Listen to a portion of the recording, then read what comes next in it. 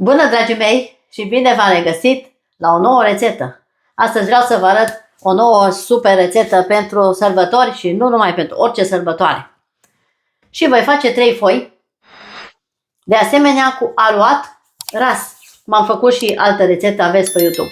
Ingredientele o să vi le las în descrierea filmului cu tot ce trebuie. Cele 3 foi, cremă, bezeaua deasupra și mergem mai departe.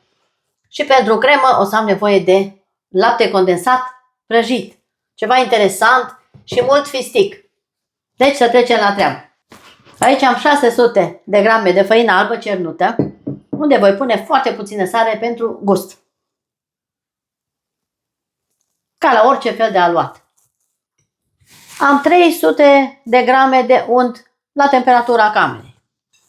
Și îl voi pune peste făină. Acestea sunt foi fragede cu unt. Aveți și cu untură foi fragede rase pe canalul meu de YouTube. Vă las linkul în descrierea filmului. Și voi amesteca foarte bine făina cu untul, până rezultă un aluat nisipos. Am amestecat untul cu făina, așa puțin nisipos. Mai am nevoie de 6 gălbenușuri. Pun cele 6 gălbenușuri peste făină. Albușurile le-am pus deoparte pentru a le bate mai târziu. 2 liguri de lapte, o linguriță de praf de copt, 3 linguri de smântână groasă și puțină esență de vanilie în interior. Le pun toate deasupra făinii.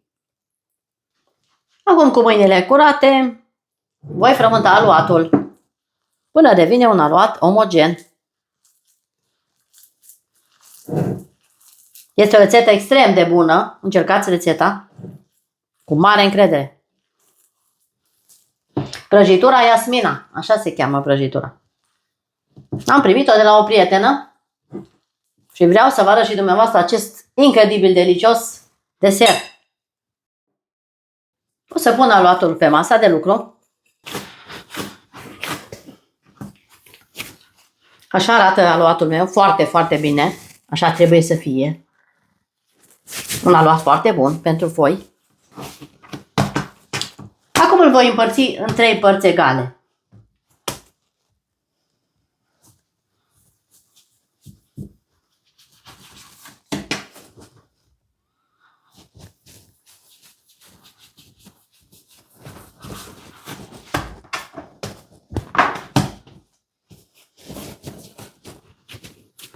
Și o să fac biluțe.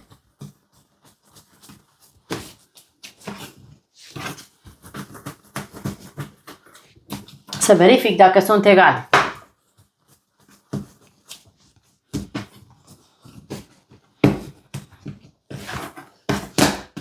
Sunt egale, fără să le cântăresc. O să pun o parte de o parte. Iar aici am 2 părți pe care o să le aplatizez. Și deasupra voi pune o lingură de cacao. Și le voi amesteca. Fac cu mâna peste și o să pun cealaltă parte. Și frământ foarte bine până încorporez cacaoa în aluat. Complet.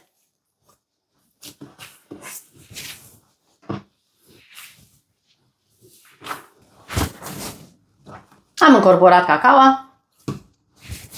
Acum îl voi împărți din nou în 2 părți egale.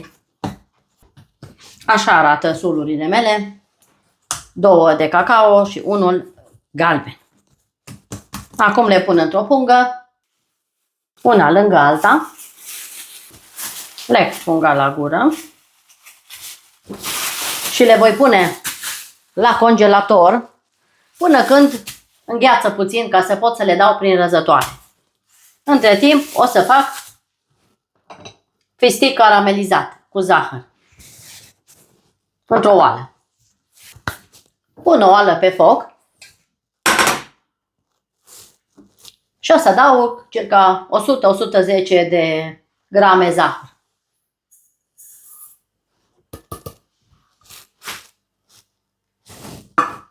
Și las să se topească foarte bine zahărul. După care o să adaug o mână bună de fistic. Și amestec până se caramelizează zahărul. Îi dă un gust deosebit acestui preparat. După ce se topește zahărul, adaug fisticul. Și amestec zahărul cu fisticul. Și avem un decor superb. Gustos și foarte bun. Le lăsăm puțin să se caramelizeze în oală pentru a prinde o culoare maronie. Așa arată compoziția. Voi pune pe o farfurie pe hârtie de copt pentru a se răci complet. Până se răcește fisticul meu, abonați-vă, dați un like, distribuiți să vadă și prietenii dumneavoastră așa ceva. Și spuneți-mi în comentarii de unde vă urmăriți și eu vă salut. Vă pup cu drag. Pe toți. Așa arată super bine. Acum o pun să se răcească complet. Aluatul meu s-a răcit. L-am scos din congelator. Aici am pregătit o tavă mare unde eu am însemnat pentru 2 foi aici fac în tava aceasta uriașă.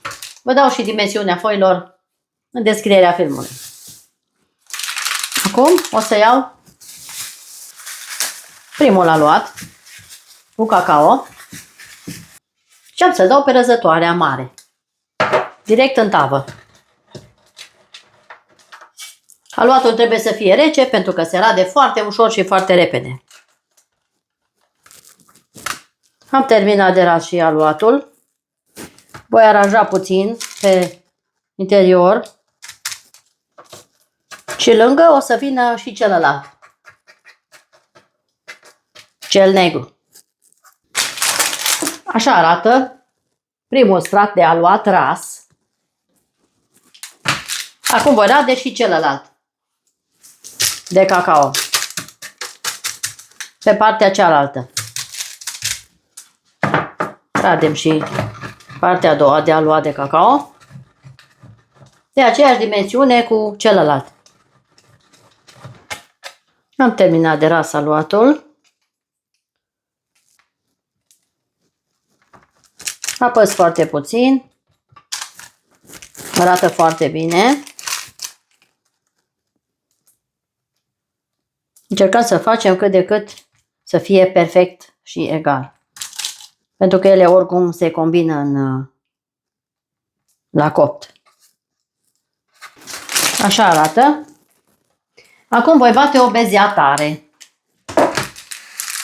O să pun deoparte tava. Aici am 6 albușuri pe care le voi bate spumă cu zahărul și voi adăuga la sfârșit o esență de vanilie. Acum bat foarte, foarte bine spumă tare albușul meu. Voi adăuga o esență de vanilie și amestec încet.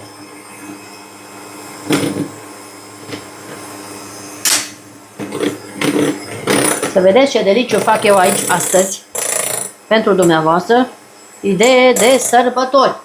Pentru sărbătorile de iarnă, de exemplu. Este minunată. O să fie cea mai iubită prăjitură din familie. Încercați rețeta cu mare încredere.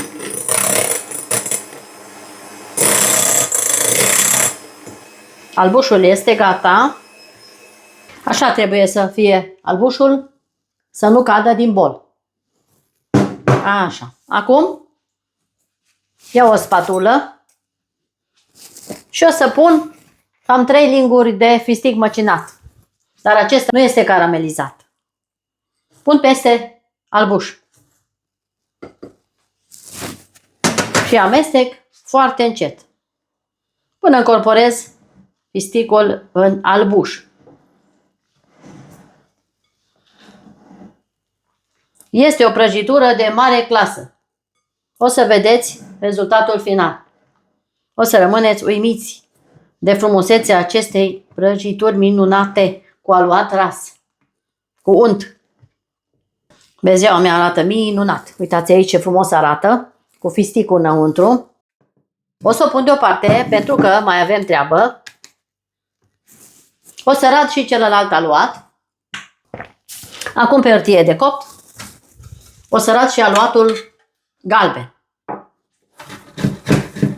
pe această bucată pe care am însemnat-o eu. O să vă spun dimensiunea la sfârșit. După ce rad partea galbenă a aluatului, o să încing cuptorul la 180 de grade Celsius. O să pun bezeaua, o distribui în 3 părți egale peste aluat. Spuneți în comentarii dacă ați văzut așa ceva până acum. Această rețetă, nu știu dacă ați văzut-o. O să aranjez puțin pe toată suprafața egal să fie. Această foaie galbenă o să o fac separat după ce se coc cele cu cacao. La sfârșit fac cea galbenă. Și acum o să distribui uniform pe toate 3 bucățile de aluat, câte o lingură mare pe fiecare în parte.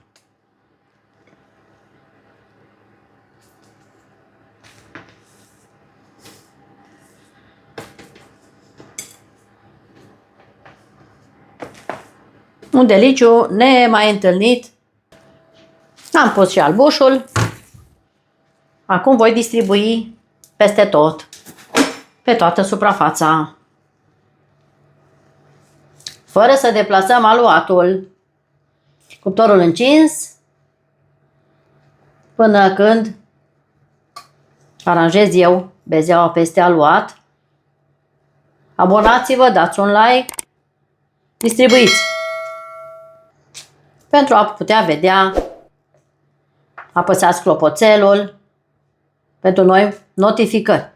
Tot ce voi posta eu pe canalul meu de YouTube veți primi la zi fiecare postare în parte. Pun peste tot să fie cât de cât egal. Fac și cea de-a doua foaie, la fel, distribui uniform, fără să deplasez aluatul de la locul lui. Cu mare atenție. Așa arată minunata mea prăjitură de astăzi. Așa e. Și acum o voi pune la 180 de grade Celsius până când este coaptă. O să vă spun cât asta la mine în cuptor. Acum fac și pe cea galbenă, la fel. Nivelez peste tot, fără să deplasez aluatul. Absolut foarte important.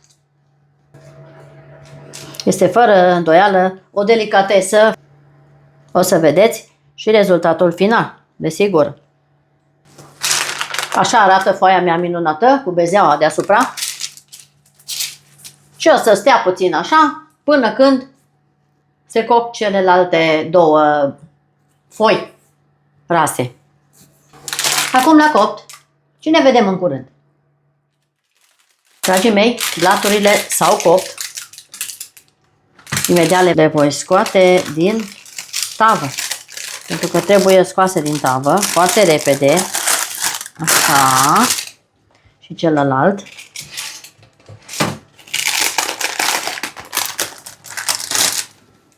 Celălalt blat l-am pus la copt, cel galben. Și așa arată foile mele. O să trebuiască să le las să se răcească. Uitați aici. Senzațional această foaie. Deci așa ceva top. O prăjitură de lux, pot să spun așa. Le voi lăsa să se răcească foarte bine. Pun deoparte. Ați văzut ce moale și super iasă. Până se răcește foaia și până când se coace cealaltă, eu voi face crema. Am nevoie de unt pe care îl voi pune într-un bol mai mare, unt la temperatura camerei. Și aici am lapte condensat prăjit, de bună calitate, fără prea mult zahăr. Acum mixez untul la viteză mică, fără zahăr. Și cu o lingură o să pun din laptele condensat până când termin tot de adăugat în unt. La viteză mică. Și aceasta este senzațională cremă. De asemenea, foarte bună. Urmăriți video de la început și până la sfârșit pentru a vedea pas cu pas cum procedez eu cu rețetele mele de obicei. Trebuie să vedeți ca să vă iasă perfectă rețeta. Acum pun și restul de lapte condensat. Pun pe tot. Adun marginile cu o spatulă pentru a se combina foarte bine untul cu laptele condensat. Și voi mixa în continuare. Crema mea s-a bătut bine. Acum voi pune 200 de ml de frișcă lichidă peste cremă și voi mixa la viteză mică în continuare. La viteză mică pentru a nu sări peste tot. Până se îngroașă mixez. Crema mea este gata. Arată foarte bine. Și așa arată crema mea. Groasă și foarte bună. Acum o voi pune la rece până când se coace și cealaltă foaie, până se răcește.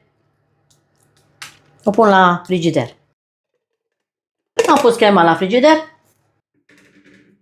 Aici am pisticul caramelizat, pe care bineînțeles că va trebui să-l fac mai mărunt.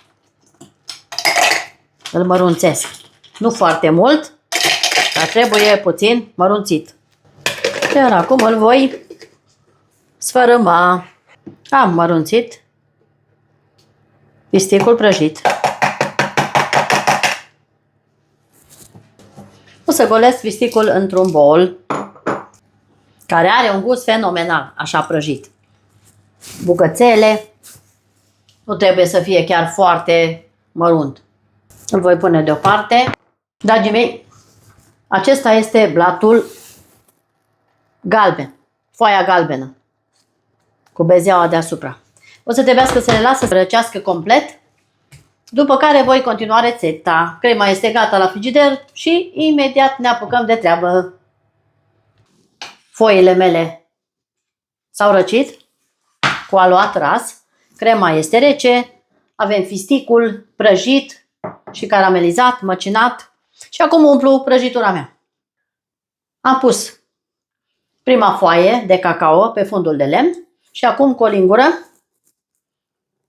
o să împart crema cam în 3 părți egale. Și o să pun cremă peste primul blat de cacao. Prima parte de cremă. Și voi nivela pe toată suprafața.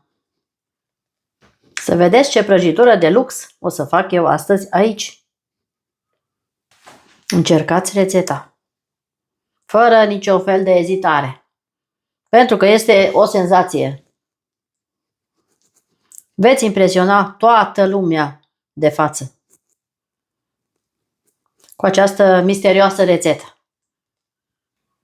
Este un deliciu absolut făcut la noi în casă. Nu mai cumpărăm niciodată din cofetării. Pentru că mie personal nu-mi plac prăjiturile din cofetărie. Nu îmi plac. Prefer să-mi fac singură toate. Mult mai bună calitate. Folosiți un unt de calitate, o făină bună și o să vă iasă totul la superlativ. Foarte bun. Acum o să pun foaia din aluat galbenă. Uitați aici cât este de minunată. Și pe față și pe dos. Deci este o super foaie. Pun deasupra. Și apăs foarte finuț.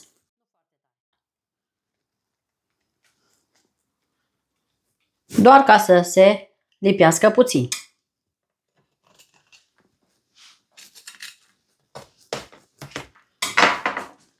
Bineînțeles, peste foaia galbenă, a doua parte din cremă.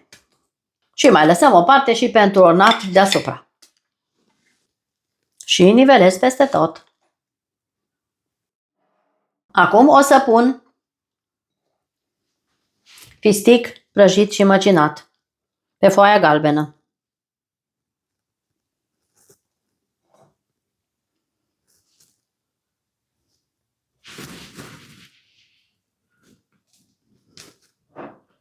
Și mai punem și deasupra, tot așa, pentru decor și pentru un aspect mult mai plăcut și mai bun.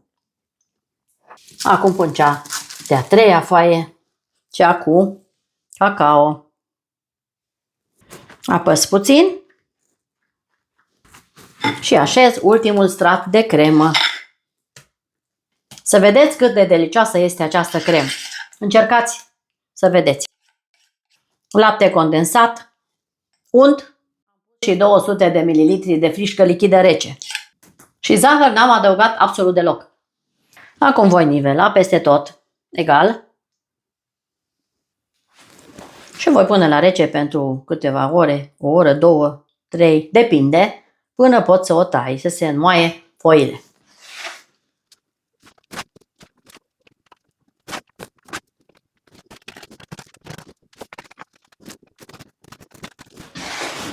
O să fac foarte puțin și pe margine. Iau de sus și așez pe margine. Doar cât să înmoi puțin foaia de margine. Și așa arată prăjitura mea. Prăjitură de lux. Voi crea un model în zigzag și bineînțeles voi presăra fisticul prăjit și caramelizat, care va da o notă deosebită.